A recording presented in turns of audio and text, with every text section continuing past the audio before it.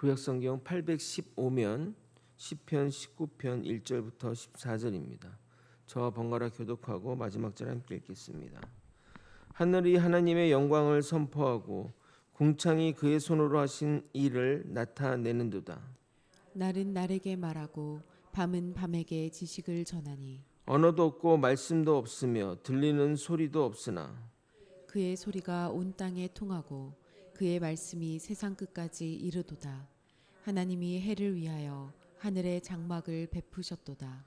해는 그의 신방에서 나오는 신랑과 같고 그의 길을 달리기 기뻐하는 장사 같아서 하늘 이 끝에서 나와서 하늘 저 끝까지 운행하며 그의 열기에서 피할 자가 없도다. 여호와의 율법은 완전하여 영혼을 소성시키며 여호와의 증거는 확실하여 우둔한 자를 지혜롭게 하며 여호와의 교훈은 정직하여 마음을 기쁘게 하고 여호와의 계명은 순결하여 눈을 밝게 하시도다. 여호와를 경외하는 도는 정결하여 영원까지 이르고 여호와의 법도 진실하여 다 의로우니 금 곧 많은 순금보다 더 사모할 것이며 꿀과 송이꿀보다 더 달도다. 또 주의 종이 이것으로 경고를 받고 이것을 지킴으로 상이 크니이다. 나의 허물을 능히 깨달을 자 누구리요. 나를 숨은 허물에서 벗어나게 하소서. 또 주의 종에게 고의로 죄를 짓지 말게 하사 그 죄가 나를 주장하지 못하게 하소서. 그리하면 내가 정직하여 큰 죄가에서 벗어나겠나이다. 나의 반석이시오 나의 구속자이신 여호와여, 내 입의 말과 마음의 묵상이 주님 앞에 연락되기를 원하나이다. 아멘. 오늘 살펴볼 시편 19편은 일명 계시의 시라고 불리는 시입니다. 계시란 하나님이 당신을 나타내는 도구를 말하는 것으로 피조 세계를 통해서 말씀하시기도 하고 사람의 말과 글로 말씀하시기도 합니다. 물론 직접 말씀하는 경우도 있지만 그런 경우는 흔치는 않습니다.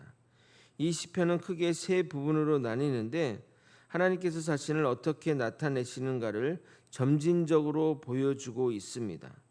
그래서 시의 1연인 1절부터 6절은 창조 세계를 통한 하나님의 계시, 즉 일반 계시를 말하는 것이고 2연인 7절부터 12절은 말씀을 통한 하나님의 계시, 즉 특별 계시를 말합니다.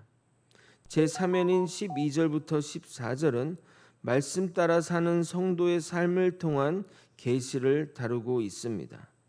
우리가 일상의 삶에서 하나님이 살아계심을 잘 깨달아 말씀에 인도함 받아 살아가는 우리 모두가 되길 예수 그리스도 이름으로 소원합니다. 우리는 소음의 홍수 속에 살고 있다 해도 과언이 아닙니다. 휴대전화 벨소리, 자동차 경적소리, 뉴스 소리, 사람들의 말소리 등등. 그러나 그렇게 많은 소리 중에 정말 가장 중요한 하나님의 음성에는 귀를 기울이지 못할 때가 많습니다. 한 신학자는 이런 말을 했습니다. 세상에는 하나님의 흔적이 너무 많아서 하나님이 없다고 말하기 어렵다는 말을 남겼을 정도입니다. 실제로 우리가 밤하늘의 별을 보고 계절이 바뀌는 것을 보고 바다의 파도를 바라볼 때 우리는 이것이 단순한 자연현상이 아니라 그 가운데 질서와 아름다움을 발견하며 이것이 우연한 결과물이 아니라는 확신을 가지게 됩니다. 아닙니까? 다윗도 같은 경험을 했습니다. 들판에서 양을 치며 수없이 하늘을 바라보았던 다윗은 단순히 별을 본 것이 아니라 별을 만드신 하나님을 보았던 겁니다. 그래서 그것을 이렇게 시로 만들어 표현하고 있는 겁니다. 본문 1절을 한번 여러분이 다시 한번 읽어보도록 하겠습니다. 시작. 하늘이 하나님의 영광을 선포하고 궁창이 그의 손으로 하신 일을 나타내는도다. 다윗은 하나님을 증명하기 하려고 하지 않고 보이는 현상을 그걸 통해서 하나님을 나타내고 있습니다. 그 이유는 하나님이 이미 당신이 창조 세계를 통해 당신을 드러내고 계시기 때문입니다. 우리는 흔히 아름다운 풍경을 보면 감탄하고 끝이 나지만 다윗은 거기서 한 걸음 더 나아가 이 아름다운 세상을 누가 만들었는가 질문을 던진 것입니다. 그러나 이러한 행위는 당연한 모습입니다. 우리가 미술관을 보며 그림을 볼 때 화가를 떠올립니다. 또는 멋진 건축물을 보면 건축가는 누구일까라는 생각을 하게 됩니다. 그런데 우주를 보면서 창조주를 생각하지 않는 것은 이상한 일 아닙니까? 그래서 다윗은 말하는 겁니다. 하늘이 하나님의 영광을 선포한다고 말입니다. 여기서 선포한다는 말은 계속해서 이야기한다는 뜻입니다. 정말 하늘은 하루도 쉬지 않고 매일같이 하나님을 증거하고 있으니 이 얼마나 놀라운 일이냐 말입니다. 2절을 읽겠습니다. 날은 날에게 말하고 밤은 밤에게 지식을 전하니. 다윗의 표현을 따르면 낮도 설교하고 밤도 설교하며 계절도 설교하고 별도 설교하고 있습니다. 이처럼 하나님의 존재를 증거하지 않는 날이 없을 정도입니다. 그런데 더 놀라운 것은 3절입니다. 언어도 없고 말씀도 없으며 들리는 소리도 없으나. 자연은 말을 하지 않는데도 모든 사람이 알아들을 수 있는 설교를 한다는 말입니다. 한국 사람도 미국 사람도 아프리카 사람도 같은 하늘을 보며 거기서 하나님의 음성을 듣는 것입니다.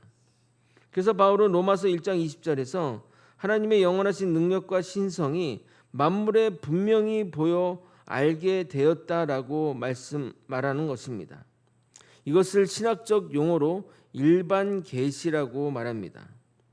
그러나 자연은 하나님이 계시다는 사실을 알려주지만 죄가 무엇이고 죄를 어떻게 용서받는지에 대해서는 알려주지 못합니다. 그래서 하나님은 또 다른 계시를 주었으니 바로 그것이 말씀입니다. 그 말씀을 살펴보도록 하겠습니다. 7절을 여러분이 한번 읽어보겠습니다. 시작. 여호와의 율법은 완전하여 영혼을 소성시키며 여호와의 증거는 확실하여 우둔한 자를 지혜롭게 하며. 앞에서는 하나님이 창조하신 하늘과 천지를 이야기했는데 이제는 성경 말씀을 이야기하고 있습니다. 이 부분이 시편 19편의 중심입니다. 다윗은 하나님의 말씀을 여러 가지 이름으로 부릅니다. 율법, 증거, 교훈, 계명, 경외함, 법도, 이것은 다 각각 다른 표현이지만 결국 하나님의 말씀을 가리킵니다. 그리고 이어서 하나님의 말씀이 하는 일들을 설명하니 그 부분을 구체적으로 살펴보겠습니다. 첫째, 말씀은 영혼을 회복시킵니다. 여기 소성시키다는 그 표현은 원래 자리로 돌려놓는다는 뜻입니다.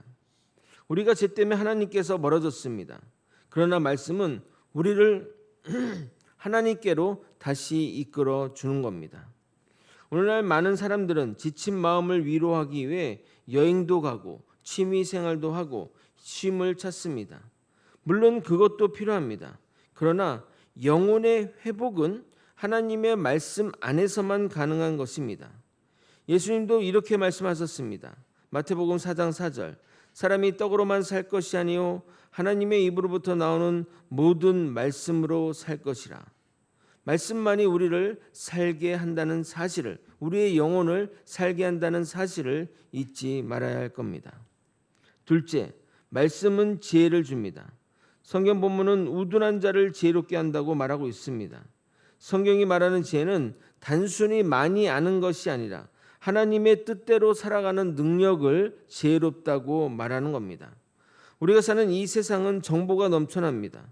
그러나 정작 중요한 지혜는 부족합니다. 무엇이 옳은지, 어떻게 살아가야 하는지, 무엇을 선택해야 하는지 말씀이 우리 선택의 기준을 세워주고 있습니다. 그러므로 우리는 말씀을 붙들어야 하는 것입니다. 셋째, 말씀은 기쁨을 줍니다. 8절 상반절입니다.